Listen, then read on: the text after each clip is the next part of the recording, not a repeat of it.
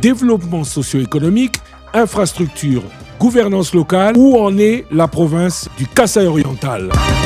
Édition spéciale ce vendredi 23 janvier, après le journal de 19h, avec Jean-Paul Mbouébois Capo, gouverneur de province. Rediffusion samedi 24 janvier, après le journal de minuit, après le journal de 7h.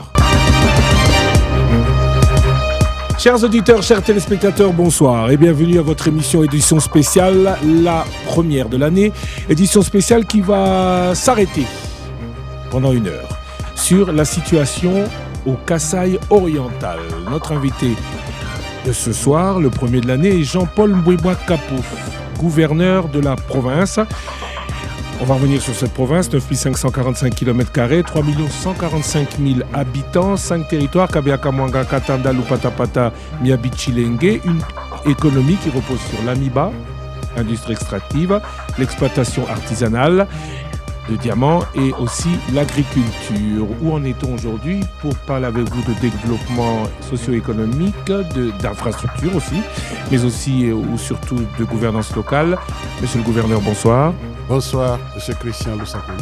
Je ne suis pas seul, poseront aussi les questions avec moi. Nicolas Kazadi, c'est le directeur provincial de Top Congo Kasaï oriental. Nicolas Kazadi, bonsoir. Bonsoir Christian, bonsoir à tous.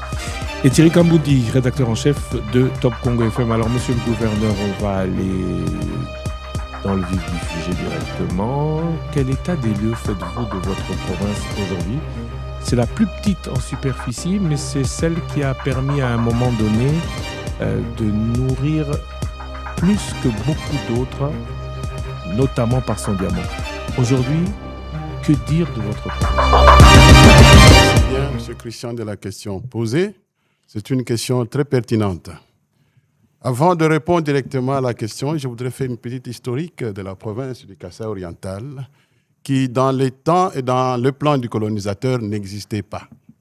C'est une province, dans les temps, qui ne constituait qu'une zone A, où les Belges ne pouvaient qu'exploiter le diamant et l'exporter dans leur pays en Belgique. C'est après le refoulement du Katanga et de l'Ouabourg, les années 59-60, que tous les ressortissants du Kasaï oriental, dans les tocs du Kasaï de l'Est, sont venus construire chez eux. À l'époque, c'est l'État autonome du Sud Kasaï. C'est comme ça que la province du Kasaï oriental a commencé, qui dans les temps n'existait pas puisque je parle de la zone A. Petit à petit, avec ceux qui nous ont précédés, ils ont commencé à construire la province du Kasaï oriental, jadis appelée l'État autonome du Sud Kasaï. Son économie reposait plus sur l'agriculture, comme je l'ai dit, et aussi la forêt minière ou la minière de Bakwanga actuellement. Et c'est une province qui est réputée capitale mondiale du diamant industriel. C'est pour vous dire que toute l'économie était basée sur ces grands facteurs, c'est-à-dire l'agriculture, puisque le Kasaï oriental, dans les temps, fournissait beaucoup de produits vers le Katanga. Le maïs, les bananes plantains, les bananes, et il y avait même un train qui était dénommé à l'époque Tchambula Makonda. C'est-à-dire, c'est un train qui transportait plus les bananes plantains en direction de Lubumbashi ou le Katanga. Donc, nous avons évolué ainsi. Et je voudrais aussi dire en passant que c'est une province qui, avec les anciens régimes, n'a pas été prise en compte dans leur gestion. Pourquoi? Puisqu'à l'époque, il y a l'opposant que vous connaissez, M. Etienne Tshisekedi Mulumba, est ressortissant de cette province. Et cela a joué sur le plan politique. C'est une province qui n'a pas été considérée dans tout le plan de développement envisagé au niveau central. L'Amiba, c'est la grande géante que nous avions, mais puisqu'elle avait pris le poids de la guerre de l'AFDEL, c'est à partir de là que sa chute a commencé. Ainsi, pour le moment, l'Amiba est là où elle est, vous la connaissez bien, elle est pratiquement en moule, elle ne fonctionne plus, malgré les efforts qui ont été fournis par les régimes passés et même maintenant. Donc, l'Amiba est là, il y a l'Assassim qui est la deuxième entreprise qui est aussi en difficulté, les autres entreprises comme la brasserie qui a déjà fermé ses portes, la Sogacor, la Biofarco, ainsi que d'autres. Donc, pour le moment, notre économie n'est plus forte comme dans les temps. C'est une économie qui est en train de se rechercher pour le moment. Voilà un peu la situation de manière brève de ma province pour le moment. Vous l'avez déjà dit que c'est la petite province de toutes les 26 provinces de la République démocratique du Congo. Mais à vous entendre, peu d'espoir, puisque tous ceux qui ont fait les belles années de cette province étant à l'arrêt, de quoi vivez-vous? Non, je pense que on a toujours dit que la plus belle femme du monde ne donne que ce qu'elle a. Nous devons compter sur ce que nous avons comme ressources et réalité. Nous ne pouvons pas croiser les bras et nous nous efforçons toujours avec d'autres ressources pour pouvoir travailler et chercher à répondre tant soit peu aux besoins de la population. Lesquelles? Quelles ressources? Non, l'agriculture par exemple, nous travaillons. Et il y a aussi des petites activités artisanales et nous sommes en train de faire un peu dans tous nos territoires et nous vivons de ça. Quel secteur vous ramène quoi aux caisses de la province? Parce que vous avez défendu le budget, enfin en tout cas le gouvernement provincial gère le Kasaï oriental sur base d'un budget 457 milliards de francs congolais qui doit être mobilisé. Cet argent va venir d'où? Cet argent proviendra de l'intelligence que nous allons mettre en pratique. Nous avons déjà d'autres projets que nous avons envisagés dans notre province, compte tenu des réalités que nous avons. Nous avons envisagé la création de ces entreprises, l'entreprise agro-pastorale, l'entreprise minière, puisque les minerais, nous en avons. Il n'y a pas que le diamant, nous avons d'autres, et nous devons chercher les partenaires où nous pouvons travailler avec eux en PPP. Vous devez ou vous le faites? Non, j'ai dit que nous continuer à le faire. Et chaque jour qui passe, nous recevons des lettres d'intention de partenaires auxquels certains nous invitent. Et bientôt là, demain par exemple, nous aurons d'autres investisseurs chinois qui seront ici dans un autre cadre, la création d'une entreprise de transport. Je voudrais juste rappeler que vous êtes là depuis, malgré la parenthèse avec votre mise en accusation, depuis la nouvelle législature, donc depuis bientôt 2 ans. Oui, donc, certainement. ne donnez pas l'impression que ça sera fait dans le futur. C'est comme ça que je demande ce qui a déjà été fait et ce qui est en train d'être fait. Non, ce qui a déjà fait, c'est dans le programme. Nous avions une vision et nous sommes en train de travailler là-dessus. Nous n'avons pas croisé les bras. Nous avons bien sûr maîtrisé dans notre province le prix des denrées de première nécessité, ce qui ne s'est jamais fait dans le temps. La période de soudure, nous l'avons passée il y a 2 ans dans de très bonnes conditions et tous ces prix-là étaient abordables, c'était à la portée de toute la population. Ce sont les efforts que nous avons fournis. Excusez, monsieur le gouverneur, parce que vous évoquez la situation notamment des denrées alimentaires. Oui. Vous tenez, c'est grâce au service national ou aux efforts du gouvernement provincial? Non, ce n'est pas au service national. Le service national fait son travail. Si nous avions réussi à baisser le prix, ce n'est pas avec le service national. Comment? Nous avons travaillé nous-mêmes, d'abord avec les exploitants locaux dans des ménages agricoles. Nous avons travaillé avec les marchands et nous avons collaboré étroitement avec la SNCC pour le transport rapide de toutes ces marchandises qui traînaient longtemps sur les chemins de fer.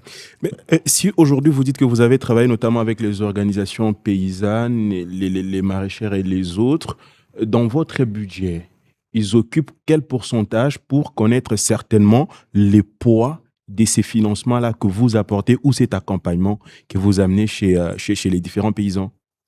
De toutes les manières, nous avons des partenaires financiers avec qui nous avons travaillé. En termes de pourcentage, ça peut être peu, mais plus nous évoluons, nous allons augmenter. On parle de développement. Nous sommes dans le volet développement socio-économique de cette émission. 457 milliards, revenons au budget. Il nous revient que vous ne recevez qu'une cinquantaine de milliers de dollars par mois du pouvoir central. Comment pensez-vous pouvoir boucler ce budget? Sur Top Congo, dans l'émission Le Débat, les populations se plaignent même de ne pas voir dans l'action du gouvernement les taxes qu'ils payent. Comment pouvez-vous ou pensez-vous passer de l'état des entreprises qui hier faisaient beaucoup à aujourd'hui qui ont disparu avec le budget que vous avez? Non, il y a déjà des efforts que nous avons fournis. 22 millions, Je prends 22 millions de dollars. l'exemple de la brasserie. J'étais l'année passée avec les responsables à Lubumbashi. Nous avions échangé ensemble et ils ont envisagé de reprendre, puisque d'ici le mois de janvier, ils reviendront. Nous avons réussi à pouvoir placer ici la direction du cadastre minier. C'est parmi les secteurs qui vont donner de l'argent. Nous avons, et bientôt, là, au mois de janvier, février, on va installer une direction du cadastre minier. C'est un plaidoyer que nous avons mené à Kinshasa et ça sera chose faite d'ici là. Pour lever les taxes. Oui, pour les taxes. En plus de ça, nous sommes en train de jouer sur la culture fiscale. Il est vrai que tout le monde ne paye pas de la même manière, ne comprend pas les choses de la bonne manière, comment il peut contribuer au développement de sa province. Et nous sommes en train de le faire avec le directeur de la DGRKO, la régie financière de la province. Tous les jours, nous sommes en train de sensibiliser les chefs de quartier avec le maire de la ville, les bourgmestres pour la taxe ou bien le paiement de l'impôt foncier. Et l'IREL, par exemple, ce sont des textes que nous sommes en train d'envisager pour pouvoir influer les caisses de l'État et bien d'autres projets que nous avons déjà envisagés. Là, c'est la province qui se nourrit sur la bête, sur ce qui existe déjà. Mais l'activité économique, vous la développez ou vous faites en sorte qu'elle se développe comment et sur quelle base? Parce que les miniers se plaignent que le diamant du Kasaï ne se vend plus aussi bien. Les miniers du cuivre et d'autres minerais se plaignent que l'enclavement de la province ne permet pas un écoulement, notamment vers le Katanga. Cette richesse, l'augmentation de cette richesse locale, vous comptez l'organiser comment? J'ai bien parlé d'abord des organisations paysannes que nous devons accompagner, puisque la première des choses, nous devons compter sur ce que nous avons comme réalité, comme ressources.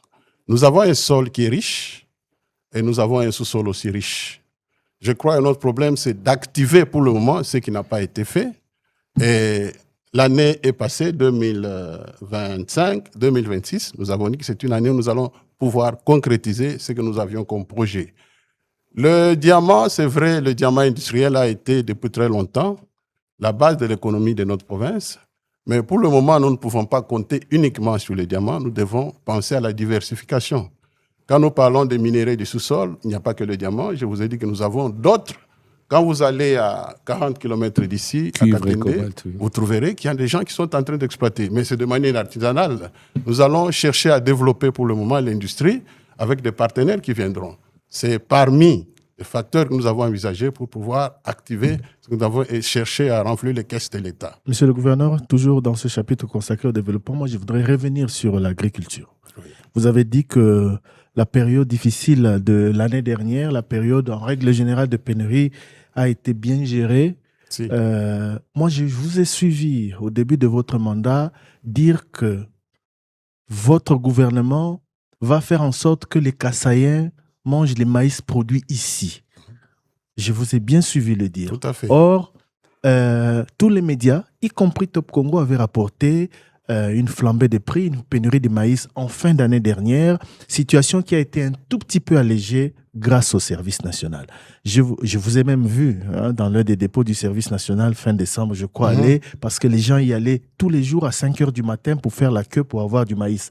Qu'est-ce que la province a fait en 2 ans pour produire le principal aliment de sa population d'elle-même? Oui. Je crois, Thierry Kamboundi, je voudrais vous rappeler que le projet tel que défendu à la représentation provinciale, ce n'était pas dans une année. C'est un projet qui est allé dans 5 ans. Et au fur et à mesure que nous sommes en train d'aller, année par année, nous sommes en train de chronométrer ce que nous devons faire. Aujourd'hui, je crois, quand nous jouons d'abord sur le prix des denrées de première nécessité, vous faites allusion à la spéculation qui a eu lieu à la fin de l'année. D'abord, il y avait un problème sur la route de Lubumbashi, avec beaucoup de ponts qui ont cédé. Et sur place, c'était de la spéculation. Si vous m'avez vu moi-même descendre, je n'étais pas sur place. À peine revenu de Kinshasa, le lendemain, j'étais sur terrain. C'était une spéculation qui était là et que certains, animés de mauvaise foi, allaient acheter du maïs et revendaient à un autre prix. C'est psychologique. Quand j'étais sur place, quand je suis allé, mais le prix ont été vraiment revus à la baisse et on a vendu au prix qu'on vendait de tous les temps. Mais au plan agricole, qu'est-ce que vous avez fait pour que la province produise elle-même du maïs? La province a travaillé il y a un travail qui a été fait sur le site de Nkwadi et nous avons produit du maïs. Combien de tonnes? Jusqu'aujourd'hui, il y en a encore. Combien de tonnes? Non, quelle quantité vous avez produit? Non, ce n'était pas une grande quantité.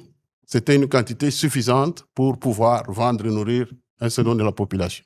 Oui, monsieur le gouverneur, j'aimerais rebondir sur cette question autour de la situation agricole, parce que c'est la population que l'on doit nourrir. Nous vous avons entendu dans plusieurs interventions, même sur certaines des accusations qui avaient été portées contre vous. Dans vos justifications, vous avez évoqué la situation agricole, parce qu'il fallait notamment acheter l'outil agricole, tout ça pour l'exploitation. Aujourd'hui, vous en êtes où concrètement pour pouvoir arriver à cette mécanisation? Parce que parlant des organisations paysannes, c'est-à-dire c'est la houe, avec tout ce que vous apportez, ce sont des bêches et tout, mais la bêche à l'heure actuelle... Encadrement des organisations paysannes, ce n'est pas la houe, c'est la mécanisation. Nous devons mettre dans chaque territoire un engin 2, 3, 5 pour accompagner les organisations paysannes. Il y en a aujourd'hui ces engins-là? Il y en a même qui sont en train de venir. Qui sont en train de venir ou bien qui existent? Il y en a qui sont en train de venir. Vous avez du gouvernement central aussi. Hein. Bien sûr, bien sûr, bien sûr. Allez au gouvernorat, vous allez trouver qu'il y a... C'est peut-être l'utilisation qui n'a pas été bonne. C'est au gouvernorat où ça devrait se retrouver dans les champs en train de travailler? Il y a le ministère de l'Agriculture, il y a eu la saison A, certains ont travaillé avec, et j'ai demandé qu'on les ramène pour faire l'état des lieux et voir dans quelle mesure nous allons envisager la saison B. Pour l'instant, vous n'avez pas encore réalisé la promesse de nourrir les Kassaïens avec ça le maïs. Ça ne se fera pas du jour au lendemain. C'est un travail qui doit se faire au fur et à mesure que nous sommes en train de travailler. L'expérience rendant l'homme sage, ce qui a corrigé, nous corrigerons et nous allons atteindre cet objectif puisque c'est ma vision. Quand Oui. Quand Nous venons à peine de commencer, c'est la saison B, la saison A est passée. Ça fait 2 ans que vous êtes à la tête de la province, monsieur le gouverneur. Tout à fait. Je ne voudrais pas évoquer ce qu'il y a eu. Le travail ne se fait pas du jour au lendemain. À la fin de votre mandat, vous arrivez... Pas à la fin de mon mandat, je suis encore là. Non, c'est ma question. Est-ce qu'à la fin de votre mandat, est-ce que votre projet quinquennal prévoit que, au bout de 5 ans, l'autosuffisance alimentaire sera atteinte par la province du Kassai-Oriental? Je rappelle que c'est la plus petite province, 9445 km², 3 millions d'habitants. Et donc, ça devrait être plus facile à réaliser ou en tout cas à planifier. Non, la planification est déjà là, mais nous devons tenir compte des réalités. Nous avons évoqué le cas que nous avons ici. Financier. Nous n'avons pas assez d'entreprises, donc nous devons faire avec le moyen de bord, mais pour pouvoir atteindre notre objectif. Quels sont vos besoins criants? Allez, on va être dans le concret, parce qu'on a besoin, on est ici pour trouver peut-être ou pour évoquer avec vous les solutions ou les problèmes qui doivent être résolus rapidement pour la province du Kassai-Oriental. De quelle industrie, de quelle entreprise, de quel partenariat auriez-vous, vous, directement besoin? Au plan agricole. Et pour atteindre quelle quantité afin d'atteindre cette autosuffisance alimentaire? Vous avez des objectifs, lesquels? Si les objectifs sont là, mais je crois qu'on ne peut pas faire de la magie, nous ne comptons que ce que nous avons. Pour le moment, je vous ai parlé de la création que nous avons déjà envisagée de certaines entreprises, puisque nous avons déjà les sols riches. Nous commençons à mettre sur pied cette année la société agro-pastorale. Nous allons mettre sur pied cette année la société minière du Kassai Somiko. Et cette année, nous mettrons encore la société de transport avec certains partenaires. Ce sont là les choses que nous avons déjà envisagées. Je crois qu'il y a aussi un besoin, le plus pressant, c'est celui de l'énergie. Nous avons ce problème, effectivement, et nous devons arriver à le résoudre. Et nous sommes en train de travailler. Donc vous êtes encore au stade de création des entreprises qui vont vous permettre d'atteindre l'objectif d'autosuffisance. Oui. Nous en avons entre-temps, nous ne croisons pas les bras, nous travaillons avec ce qui est là. Parlons maintenant, donc, on va revenir à ce développement socio-économique, mais on ne peut pas en parler sans parler d'infrastructure. Vous avez parlé de l'électricité. Oui. On pourrait vous poser la question de Chipuka, on pourrait vous poser la question sur Katende, le gros projet qui est attendu depuis tellement longtemps qu'on se demande... Katende, c'est dans le Kassai occidental, mais nous avons projet. Il y a le projet de Chibassa, le projet de Tubi-Tubidi 2. Oui, mais... il y a aussi la centrale photovoltaïque de Movonkacha. Et de Chipuka. Oui, à Chipuka, il y a le photovoltaïque. À quand l'autosuffisance énergétique? Oui, énergétique. J'ai dit que nous avons déjà 2 projets qui sont déjà en étude et qui sont déjà presque finis. Mais en termes chiffrés, parce que tout à l'heure, je vous ai demandé les chiffres pour l'agriculture. En termes chiffrés, vous avez besoin de combien de mégawatts? Et vous pensez pouvoir les atteindre en combien de temps? Avec quel partenariat? je parle de 2 projets qui sont déjà en cours avec des partenaires. Il y a le projet de Toubi 2 qui peut produire une affaire de 32 mégawatts. Il y a aussi le projet de Chibassa qu'on peut faire en phase. On commence par 15 et on évolue comme ça jusqu'à atteindre aussi 45. Alors, non seulement ça, et nous avons la centrale photovoltaïque de Chipuka.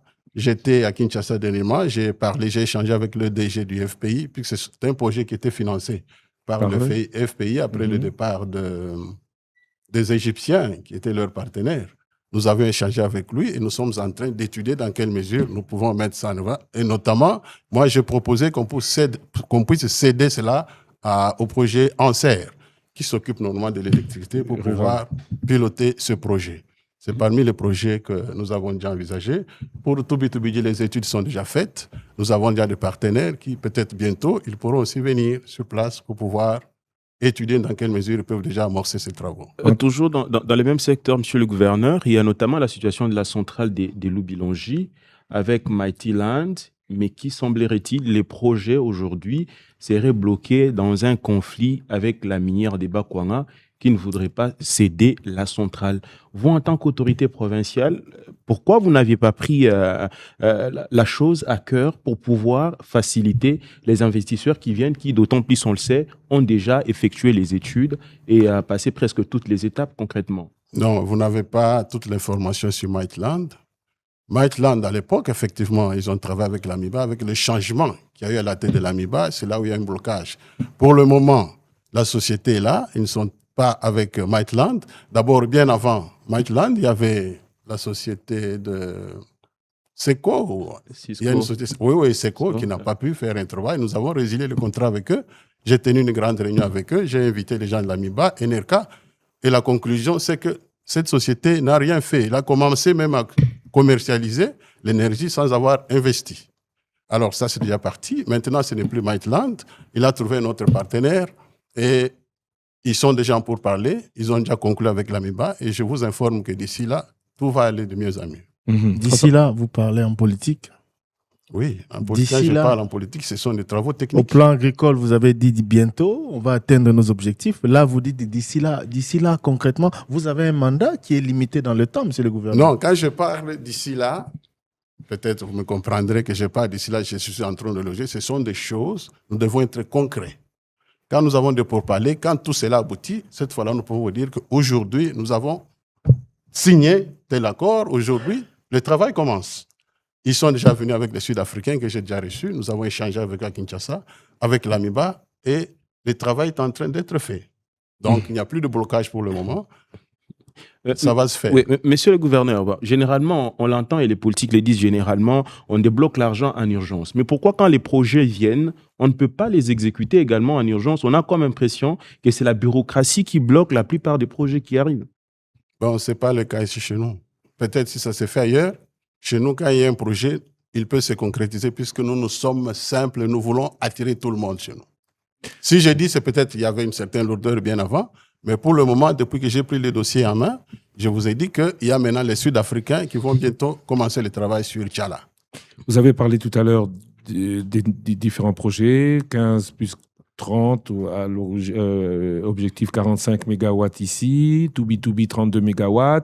Vous avez parlé de Chipuka, là on parle de 15 MW. On est à maximum 100 MW, mais quels sont les besoins? Tout à l'heure, vous aviez parlé d'agriculture, de secteur minier. Quels sont les besoins nécessaires en électricité pour pouvoir atteindre les objectifs que votre plan s'est assigné?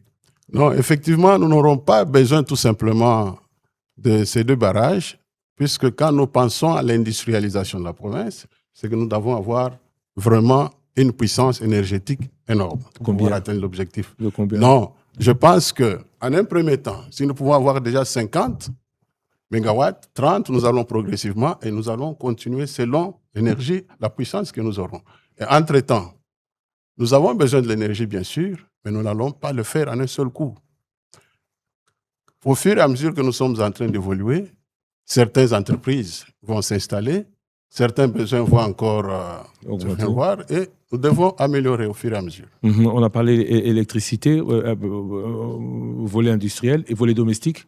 En attendant, Mbuji-Mayi et les 5 territoires seront toujours les parents pauvres ou les délaissés de la fait électrique. L'électricité restera une denrée rare dans votre province? Non, mais quand nous aurons suffisamment de l'énergie, tout le monde en aura. Au moment où je vous parle, juste avec les 3 mégawatts que nous avons eus de Tobitubidi 1, la SACIM, allez à Kabeka-Mwanga, les maisons sont électrifiées, même les maisons en briques d'aube. Vous allez à Miabi, toutes les maisons sont électrifiées, et même sur place. Donc, quand il y aura suffisamment d'énergie, c'est tout le monde qui en aura. Mais n'oublions pas que le grand consommateur, ce sont les industriels, les industries qui vont se mettre, bien sûr. Mais avant les industries, à quand on peut promettre que tous les habitants du Kasaï oriental, en tout cas ceux qui sont connectés à l'électricité, pourront l'avoir régulièrement? Non, d'abord pour le moment, tous ceux qui sont abonnés, ils l'ont régulièrement, sur toute la cité ici. Oui. La nuit dernière, il y a eu du courant, mais de la journée, il n'y a pas eu de courant Mbuji-Mayi, comme à l'époque. Non, ça peut arriver, le décelage peut être là, il y a des pannes techniques, toutes ces techniques, ça peut arriver. Mais sinon, ils ont de l'énergie au moins, chaque jour. Les infrastructures, c'est pas que l'électricité, c'est l'eau, mais ça dépend de l'électricité, c'est surtout les routes. On parle beaucoup de désenclavement. Tout à l'heure, vous avez dit que beaucoup de minerais du Kasaï vont vers le Katanga. Beaucoup de biens du Katanga viennent vers le Kasaï.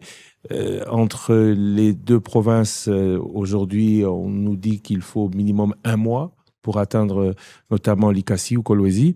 1 mois par route? Par route, oui. Par camion? Non. 1 mois. 1 mois, c'est trop. Mois. Il y a des images qui attestent que pour aller à Kamina, certains ont mis plus d'1 mois. Non. Moi, je crois que c'est tout ce que je sais, qu'il y a des véhicules qui mettent tout au plus 1 semaine pour arriver en Mbuji-Mayi. À moins que c'était pendant une période peut-être de pluie, des grandes pluies, ils peuvent traîner, mais la route est déjà aménagée d'ici Ngouba. Et je ne crois pas à cela. 1 mois, non. Je crois qu'il y a un travail qui s'est fait. D'ailleurs, à partir de Moneditou jusqu'au-delà de Kanyama, la route est en bon état. Vous croyez? Non. Vous êtes certain? Vous croyez? Je suis certain, puisqu'il y a la route d'ici Ngouba vers Kolwezi, le travail est en train de se faire. Le témoignage auquel on fait allusion ici, c'est quand il y a des gens qui sont partis récemment. Qui sont partis récemment? Oui, fin décembre, et qui ne viennent que d'arriver maintenant. Je parle de décembre, à part ceux qui a eu peut-être les dégâts, les ponts qui ont cédé, des grandes pluies, ça peut arriver. Mais 1 mois, à moins que le véhicule connaisse des pannes en cours de route. Jusque-là, depuis que je suis ici, je n'ai jamais vu un véhicule qui fait 1 mois en cours de route de Lubumbashi jusqu'ici. Donc aujourd'hui, tout au plus 1 semaine. Donc aujourd'hui, c'est 1 semaine, là où c'était hier 1 jour, 2 ou 3 jours? Non, ça n'a jamais été le cas. De tout ce temps, c'est une situation que nous avons héritée. Les routes, c'est à peine qu'on vient d'entrer d'aménager un peu partout par le chef de l'État. Avant, il n'y en avait pas.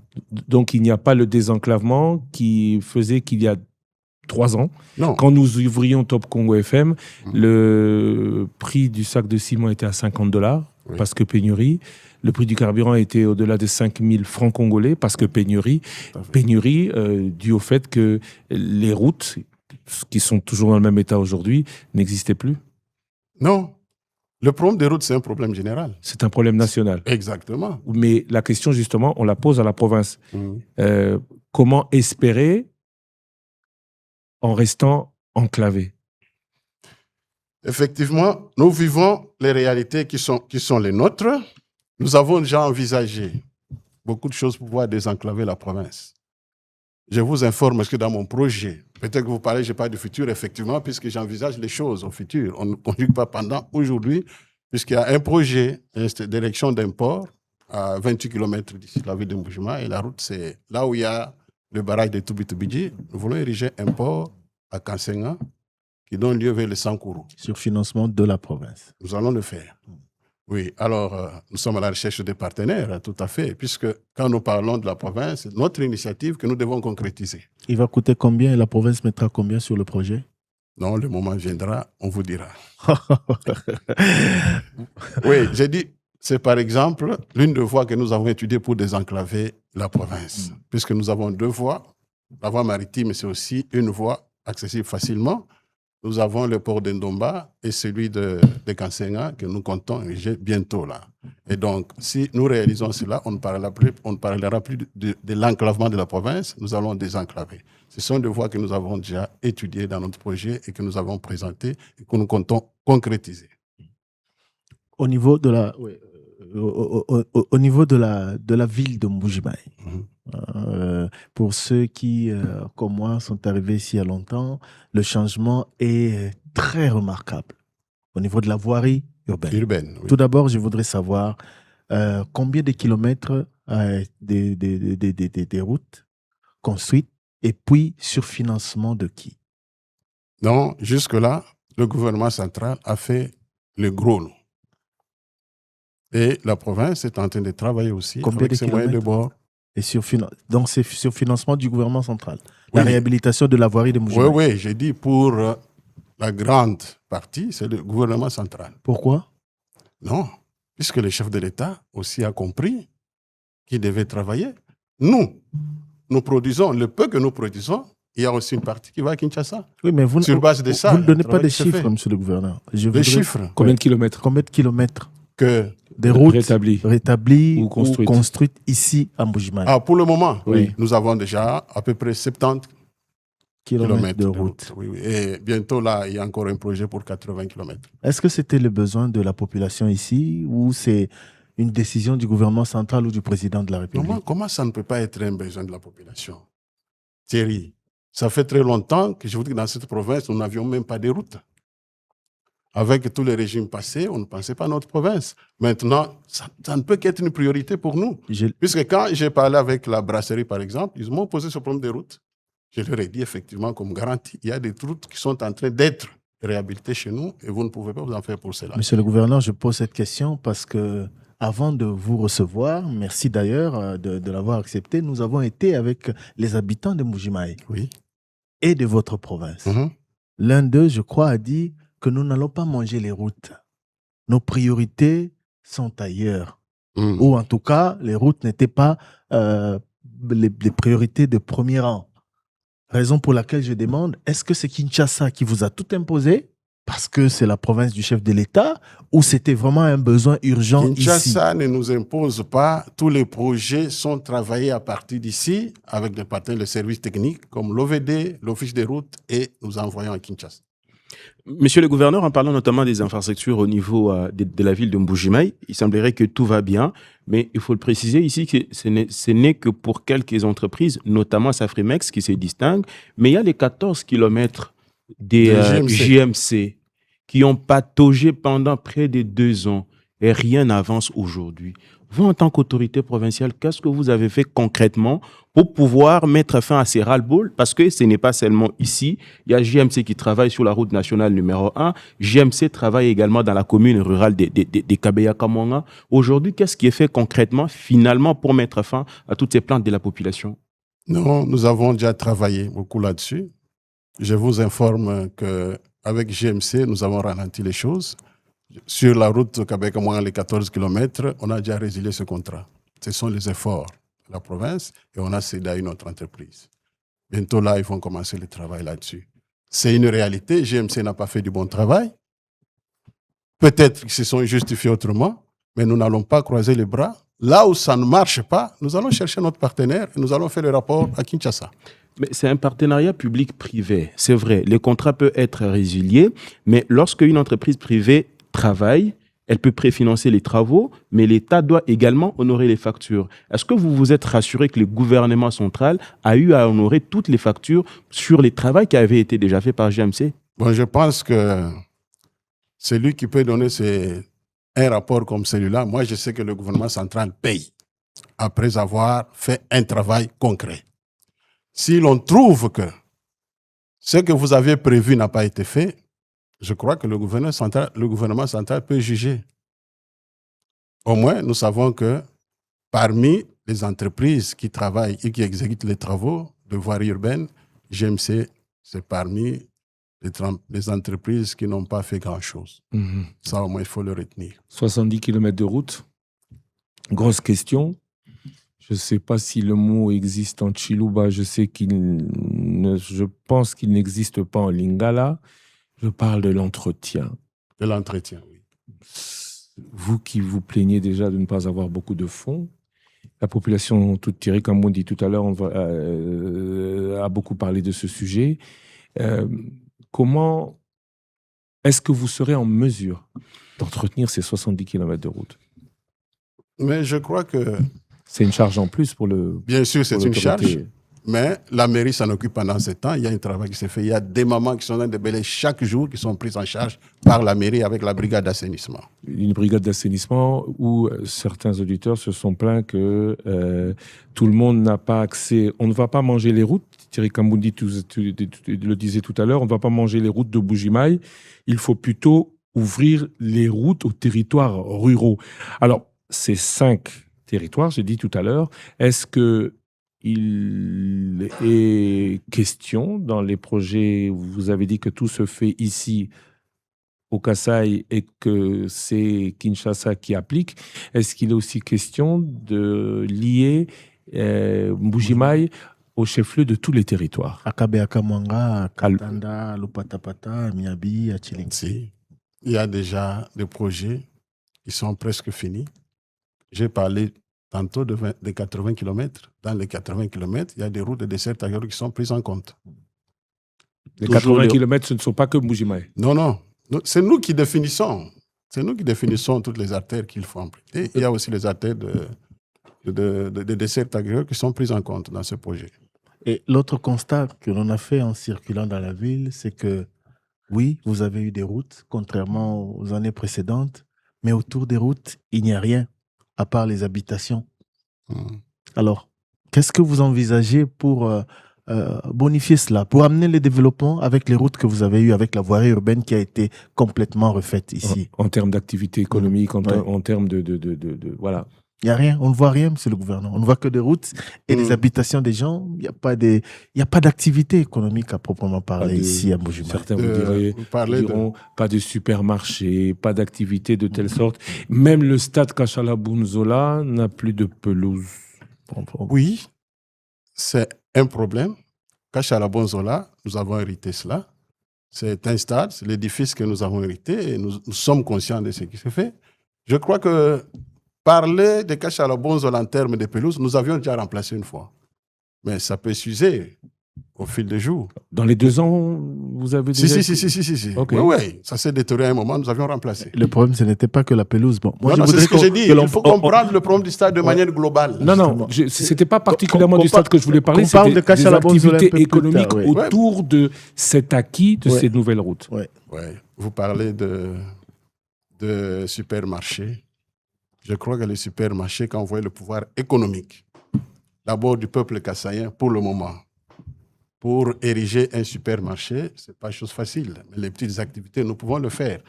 On n'a pas besoin de supermarchés ici en Mbujimaï pour le moment, par exemple, compte tenu du pouvoir d'achat. On a besoin de ces... Nous avons des marchés ici. Je vous ai dit que nous venons de loin, même à Kinshasa. Ce n'est pas tout le monde qui a accès au supermarché. Il y a seulement quelques personnes qui vont, mais le petit peuple aussi, c'est content de ce qui est dans le marché.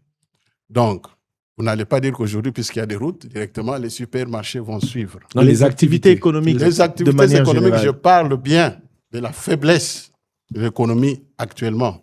Et nous avons déjà envisagé ce qu'il faut pour pouvoir améliorer le long de toutes ces routes-là. Mais à quoi vont vous servir ces routes si derrière, il n'y a pas une vision pour amener le développement?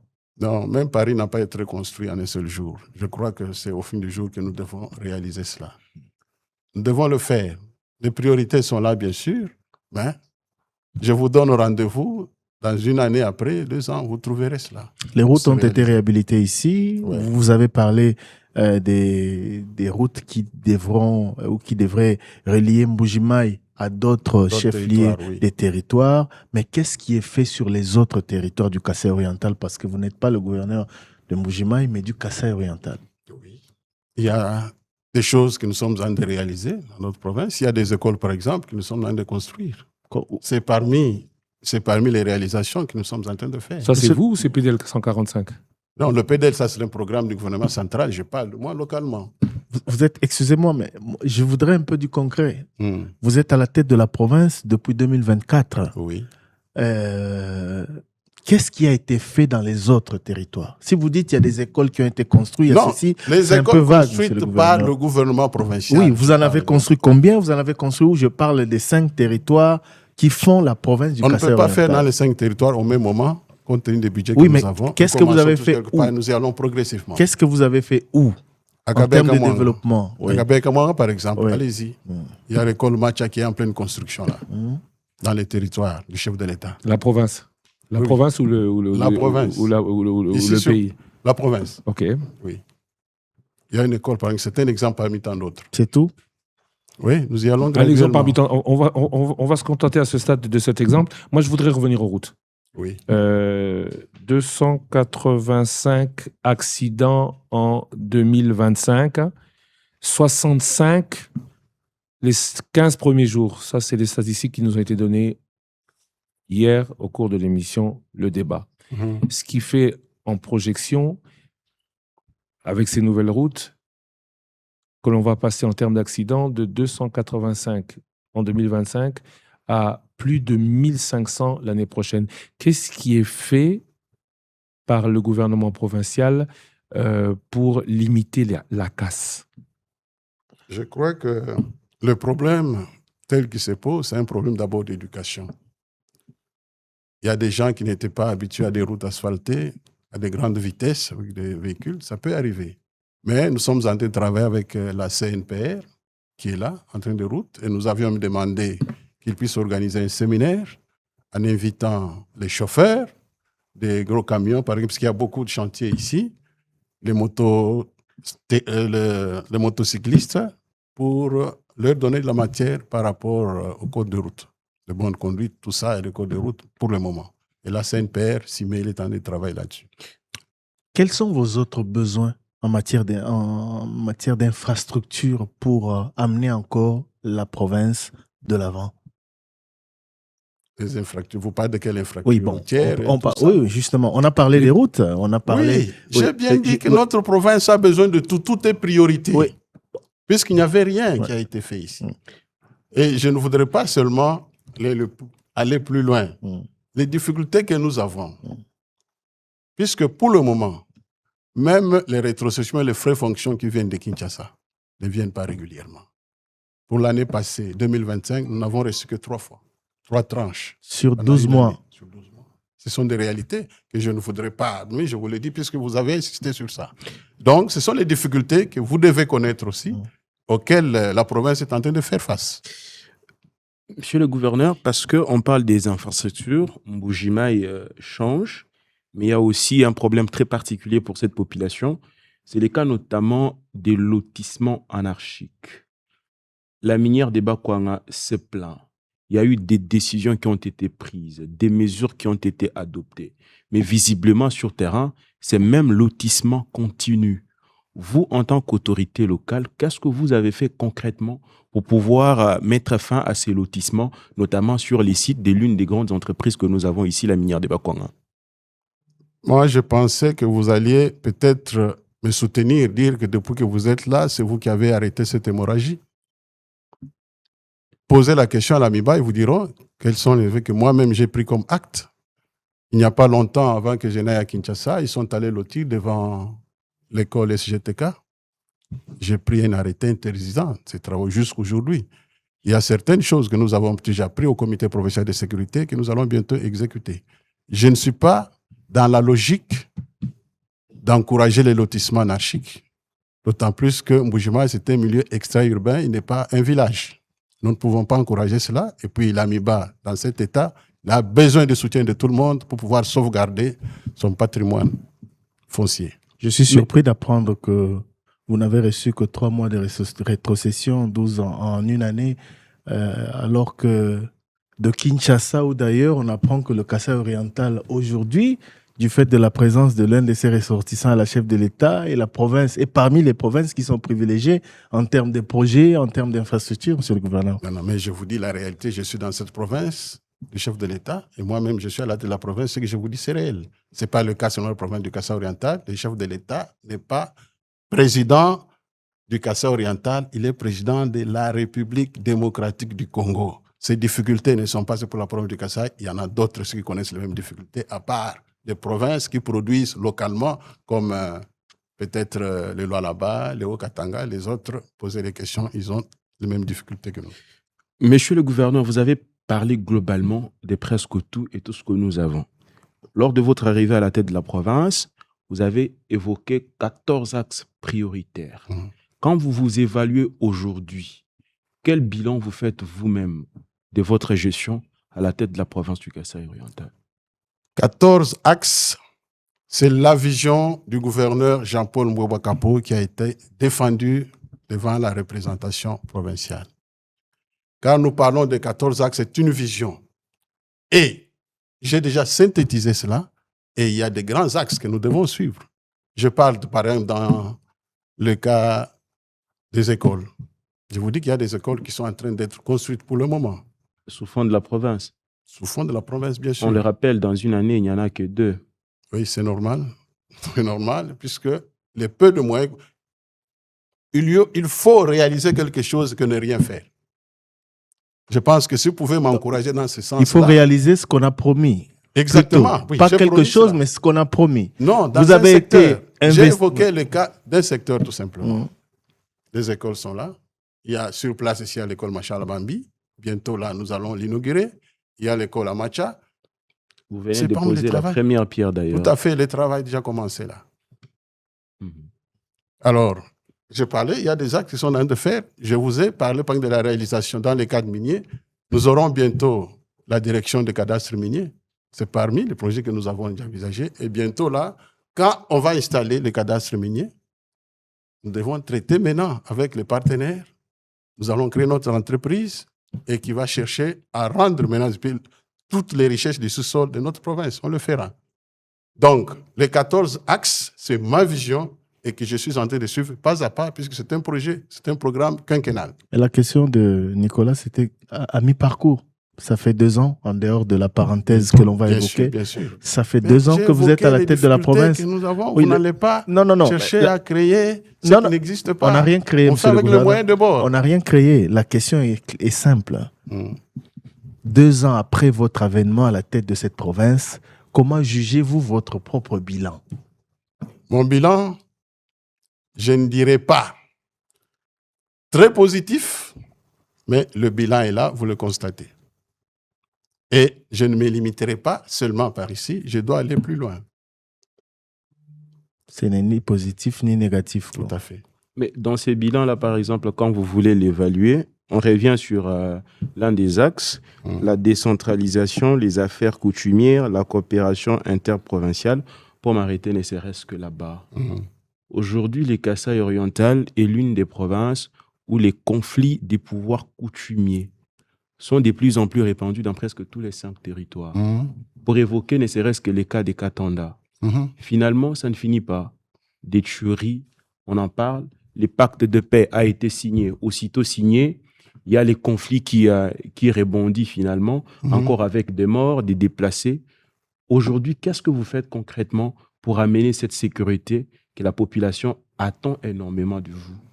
Je crois qu'il y a des stratégies que je ne peux pas aujourd'hui sur le micro, puisque le travail se fait dans le comité provincial de sécurité.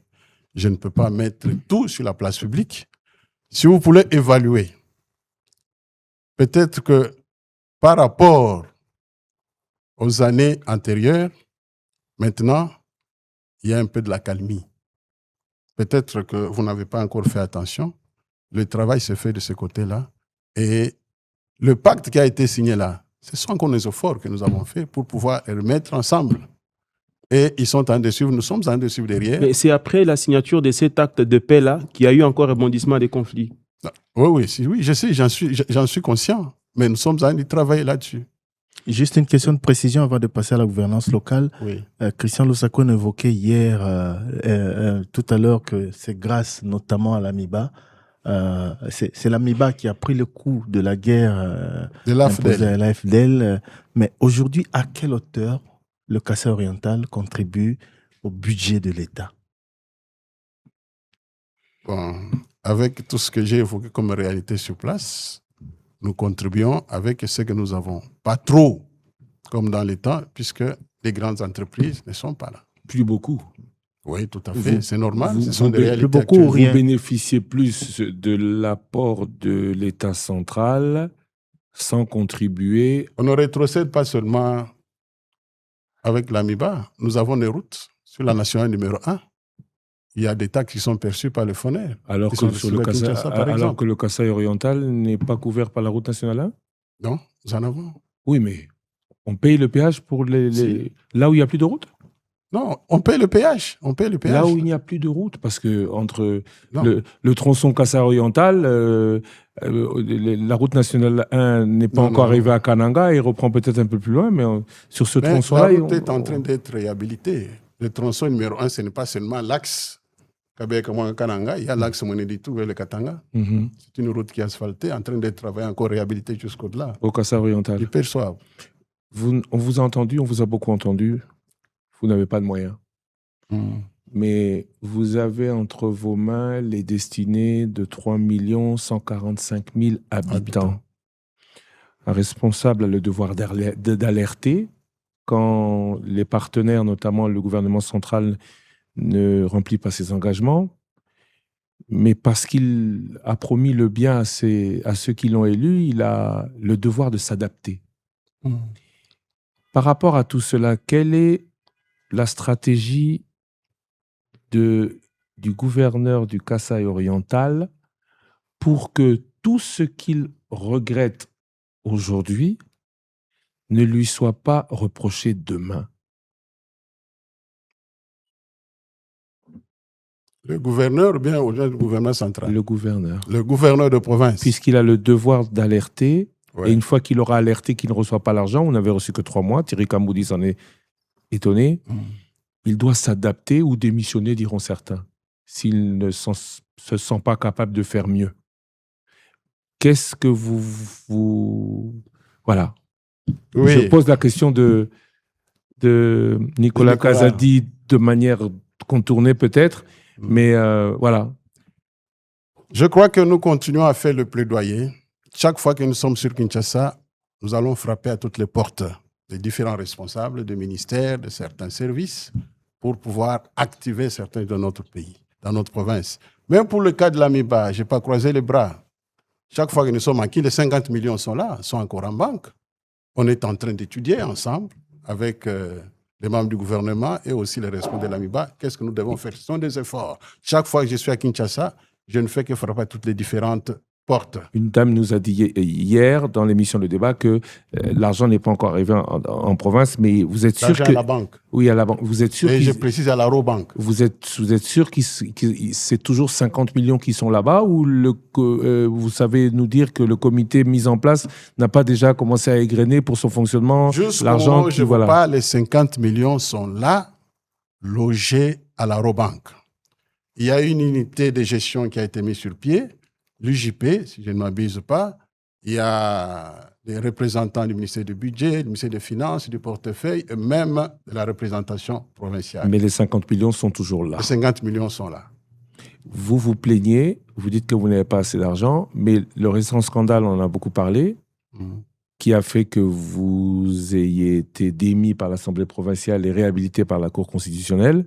C'était sur le peu d'argent que vous envoie la centrale ou le Kinshasa, on va dire. Ces 3 millions, finalement, ils ont servi à quoi? C'est quoi cette histoire de 3 millions? Certains disent à Kinshasa, on ne peut pas envoyer aux provinces parce qu'elles ne savent pas comment gérer. Elles vont dilapider le peu qu'on leur On envoie. leur donne. Est-ce que cette histoire de 3 millions, ce n'est pas leur donner raison? Comme vous avez posé cette question, laissez-moi vous donner de la lumière sur ce problème de 3 millions. C'est un problème d'interprétation erronée, un problème d'incompréhension. J'ai pris mes fonctions le 28 juin 2024. Je n'ai trouvé dans la caisse de la province que 20 000 $ et 41 millions de francs. J'ai trouvé que les travailleurs avaient des arriérés de plus de 10 mois. Et la petite régie financière Des Gercaor. des GRCAOR n'avait pas d'imprimé des valeurs depuis le mois de février. Et quand j'ai demandé l'enveloppe pour payer les travailleurs, c'est environ 560 millions de francs le mois. Face à tout ça, c'est moi qui ai mené. Ça, ce n'est pas des retequins, c'est une subvention que moi j'ai demandée. J'ai écrit la lettre au ministre des Finances, avec copie au ministre de l'Intérieur, pour qu'on m'aide avec les 3 millions pour voir comment je pouvais réaliser certains projets que j'avais. Investissement à impact visible. Bien sûr. Et ces 3 millions ont été décaissés. Il y avait même un plan qui était proposé en 4 rubriques. La première rubrique, c'était l'achat de tracteurs pour relancer l'agriculture. La deuxième rubrique, nous devons acheter les véhicules pour le gouvernement provincial. La troisième rubrique, je devais payer une dette d'une école qui a été construite par madame, la princesse que j'avais remplacée. Elle paye Mobutu, connu sur la ville ici. Et la troisième rubrique consistait au fonctionnement. Et dans cette rubrique, nous avons exécuté tout. Nous avons payé les travailleurs, nous avons aussi payé l'Assemblée provinciale, et c'était les 4 rubriques que nous avions respectées. On n'avait jamais détourné cet argent. La preuve, c'est que ça, c'était une subvention que j'avais demandée, et je l'ai eue. Nous avions travaillé. Mais pendant que j'étais à Kinshasa, il y avait encore millions de dollars dans la banque. Ça ne pouvait pas décourager pour autant, puisque cet argent n'a pas été détourné. Pour preuve, j'ai été lavé par la Cour constitutionnelle et l'arrêt a été rendu le 28 octobre. Il y a un rapport de l'Assemblée provinciale qui vous accuse d'avoir détourné 100 millions des subventions accordées par le ministre de l'Économie et le ministre provincial de l'Agriculture. 100 000 $, pardon, et 450 millions de francs congolais pour des mois imprécis, ainsi de suite. Il y a beaucoup de rubriques évoquées dans le rapport de l'Assemblée provinciale pour vous mettre en accusation. Je pense que c'est bien ce que vous dites, mais allez poser la même question. C'est un problème d'incompréhension. Il y en a qui ont compris par après que ce que nous avons fait, ce n'est pas la chose que nous devions faire. Puisque tout cela a été étalé et expliqué à la Cour, et tous ont compris. Vous parlez de 435 millions. C'était les frais d'investissement que nous avons reçus 3 fois. Et avec cet argent, j'avais commencé un projet sur place de la route Kabeya-Banza. Et depuis lors, nous n'avons jamais cet argent-là. Il y a des preuves de cet argent. Vous parlez de 100 millions de l'agriculture, ce n'est pas moi comme gouverneur. Cet argent était destiné dans un projet d'agriculture qui était piloté par le ministre provincial de l'Agriculture. Tout a été qui est sous votre autorité. Tout à fait. Tout à fait. Nous avons été ensemble avec tout le monde à la Cour et nous avions expliqué avec des preuves à l'appui et nous y sommes sortis. Donc toute cette agitation durant des mois, des semaines, voire je des vous mois... dis que certains ont compris après. Oui, monsieur le gouverneur, excusez-moi. Vous avez été acquitté par la Cour pour vice des procédures ou pour des faits qui vous étaient reprochés? Parce que la Cour constitutionnelle a statué uniquement pour vice des procédures. Mais les faits qui vous avaient été reprochés restent intacts jusqu'au jour d'aujourd'hui, apparemment. Non, puisque j'étais à la Cour de cassation. C'est là que j'ai présenté les preuves, ce n'est pas à la Cour constitutionnelle. Là, on a vu la procédure, mais le fond a été traité à la Cour de cassation. Alors, j'ai une question, c'était 3 millions d'investissements pour les infrastructures à impact visible, oui ou non? Exactement. Vous parlez de tracteurs, vous parlez de véhicules, vous parlez de dettes EP Mobutu, vous parlez de fonctionnement. Quand vous voyez à l'extérieur, il y a le premier de ces véhicules à l'extérieur, là. Oui, mais attendez, c'est ça l'investissement des infrastructures à impact visible? Non. Peut-être que certains ont interprété très mal. Si j'avais le temps, je pouvais me sortir tous les documents, moi, mes correspondances avec le ministère des Finances. Dans ce que j'ai comme document, je crois qu'il n'y avait pas, nulle part, là, on a parlé de projet impact visible, pendant que dans mes correspondances avec le ministre, on m'a parlé uniquement de pouvoir utiliser cet argent selon le plan de décaissement que j'avais présenté. Et ça, c'est la réponse du ministre. Je ne suis pas allé au-delà, ou je n'ai pas pu faire autre chose que ce que j'ai demandé. Pour le moment, ça va mieux avec l'Assemblée provinciale? Mais je vous dis qu'ils sont là, vous pouvez aller leur poser la question. Non, nous vous posons la question à vous. Est-ce que ça va mieux? Que tout marche bien. Parce que les deux institutions j'ai parlé d'incompréhension, certains sont revenus à la raison, mais maintenant tout marche bien. Monsieur le gouverneur, dans la répartition de ces fonds-là, il y avait 1 500 000 $ qui étaient prévus pour l'achat des tracteurs et d'autres engins pour les secteurs agricoles. Ces engins existent-ils aujourd'hui? Sont-ils déjà arrivés? Je pense que vous allez me poser une question dont la réponse est déjà là. Je ne suis pas allé avec l'argent à Kinshasa. En banque, il y a encore de l'argent.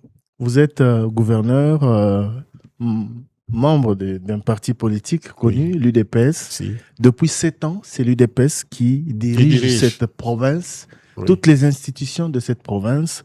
Vous vous êtes plaint au début de cette interview du fait que les précédents régimes ne s'étaient pas beaucoup intéressés au Kasaï oriental. Oui, aujourd'hui, c'est vous qui êtes au pouvoir et c'est vous, UDPS, qui avez beaucoup parlé hier dans l'opposition, vous personnellement, et qui êtes aujourd'hui à la tête de la province.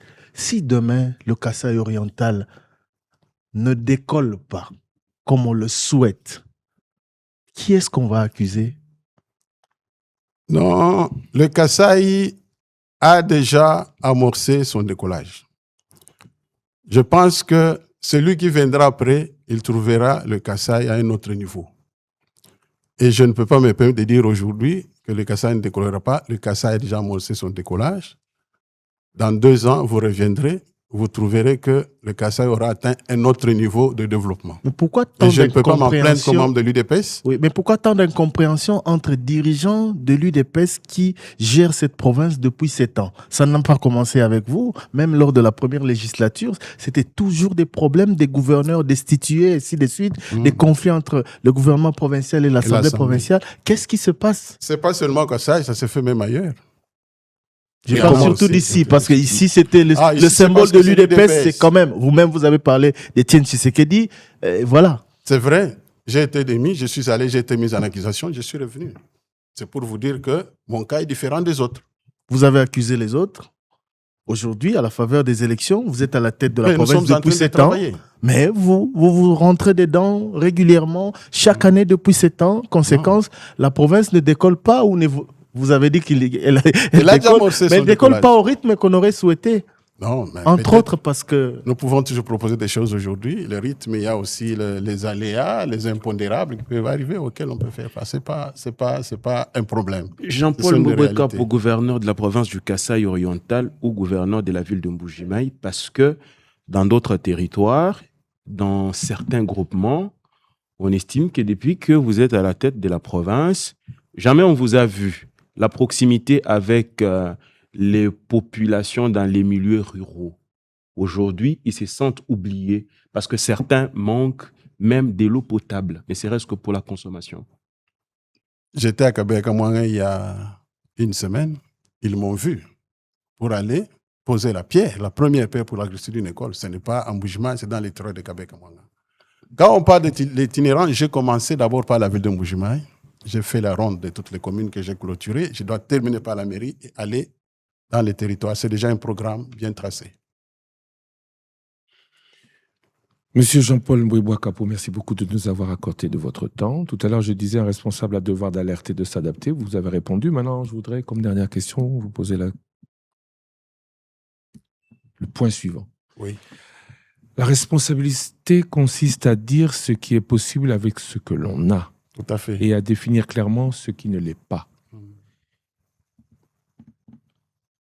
Longtemps, vous avez dit, le Kasaï oriental a été délaissé et du fait, vous ne l'avez pas dit directement, mais on l'a bien compris, de l'opposition de feu Étienne Tshisekedi, cette province a été une des provinces nourricières, mais pauvre en termes d'investissement. Aujourd'hui, qu'est-ce qui est possible et qu'est-ce qui ne l'est pas ici, à Mbuji-Mayi? Il est possible de refaire les routes, le président l'a fait. Est-ce qu'il est possible de relancer la MIBA? 7 ans après, on se pose la question. Est-ce qu'il est possible d'avoir de nouveau une agriculture comme avant? On attend toujours.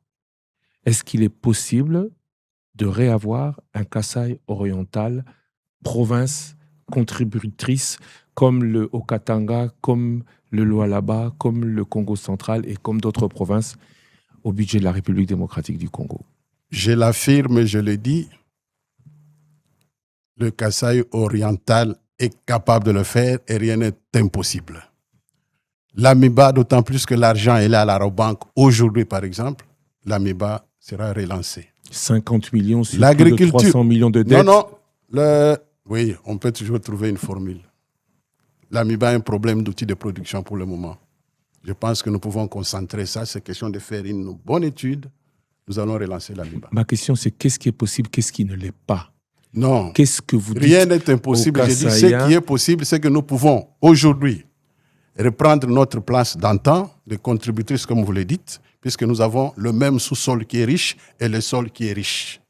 Avec un peu de volonté, nous allons travailler et nous allons faire plus que ce que nous étions avant. Dans quel délai? Le délai, je pense que cette année, quand vous reviendrez, vous trouverez notre visage ici. L'année 2026. Monsieur le gouverneur. Donc, rien n'est impossible. J'ai dit tout est possible puisque nous en avons la volonté. Monsieur le gouverneur Jean-Paul Bouébois-Capo, je vous remercie. Merci bien, Monsieur Christian. Je remercie toute la délégation, la grande délégation de Top Congo venue de Kinshasa. Merci puisque nous avons partagé ensemble les informations sur ma province et surtout pour l'importance que vous accordez ici. La première émission de débat s'est faite dans ma province et je suis vraiment très flatté. Merci Nicolas Kazadi, merci Thierry Kamboudi, merci à vous chers auditeurs d'avoir été avec nous. La première édition de l'édition spéciale se termine ici au Kasaï oriental. On se retrouve la semaine prochaine avec un rythme plus régulier de ces éditions spéciales. Pour l'heure, l'actualité continue sur votre radio et dans tous les médias numériques de cette dernière. À très bientôt.